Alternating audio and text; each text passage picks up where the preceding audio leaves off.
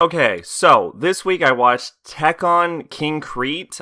I maybe that's how that's pronounced. I'm not entirely sure. It's about two brothers living in a city with a lot of gang activity, and one of them is like 12, but he acts like he's 4, and the other is older. I'm not sure how much older, and they're basically a bunch of violent psychopaths that just go around fighting, and I think they killed a guy at one point. I think they probably killed a guy. Oh, yeah, no, they definitely did, because that guy got lit on fire. So they definitely killed a couple people. So, I mean, there's a scene with them, like, picking people's pockets, but they gotta eat money, I'm willing to forgive that, but, like, they just go around beating the shit out of people. They're just horrible, violent people. And the Yakuza are moving into the town, and then they pick fights with the Yakuza, and then they almost get killed because of it, and then there's a crazy snake-looking motherfucker who tries to assassinate them, but fails. Tekkon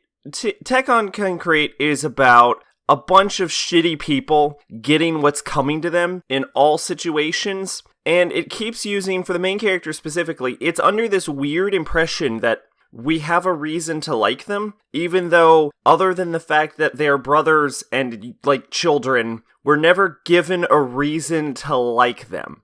Like, they're terrible. I hate both of them.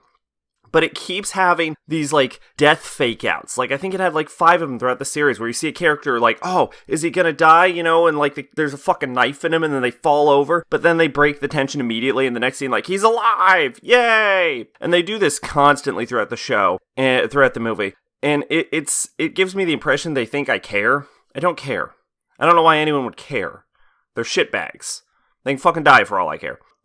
Most of the movie, I was just waiting for it to end. I was incredibly bored. There was one good scene that I liked. One scene that was worthwhile, though, which is a scene where a younger Yakuza member is, like, charged with taking out his former boss. And the boss is just, like, giving him advice and being like, hey, I taught you how to shoot people better than that. And that was a really good scene. And the only character I actually cared about in the entire show was, like, the younger Yakuza member, but that didn't go great for me. I keep saying show. I'm so used to watching shows. Yeah, so Tekkon King... Oh, right. And the ending was really confusing. Like, because you find out that the Minotaur was actually the boy, but then the Minotaur kills the other guys. And so, like...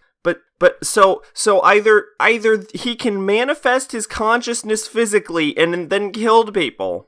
Or because he blocks a weapon attack and then kills a guy with a weapon, but he didn't have a weapon before the Minotaur showed up. So either he can psychically manifest the Minotaur, or he can just teleport a weapon into his hands, and he was just perceiving the Minotaur killing them when it was actually him. Either way, it doesn't fucking make sense. And throughout the whole show, it keeps having this, like, constant theme where they bring up the themes of love and shit, whatever. And, like, you could argue that it's like a metaphor, an allegory for how love can get you out of, like, dark spots and depression and some darker impulses and save you, because they compare the city to hell. And then the two brothers' relationships that gets them out of hell to this, like, beach paradise. So you could argue that the whole movie is like an allegory for, like, depression or whatever. But the thing is, I don't care, and I don't care to look deeper into it, because if I don't care about the surface level of your shit, why would I look deeper at it? It seems like, especially with the Minotaur thing, representing, like, the boy's, like, darker impulses, and I can't believe how often I have to say this and what I watched this week, but if the metaphors have to work on 2 levels, and if the first layer of your metaphor doesn't work, and it only works on, like, as a metaphorical statement, you fucked up the metaphor. So, Tekkon Kinkreet, thumbs down, 4 out of 10. See you next week. Bye-bye.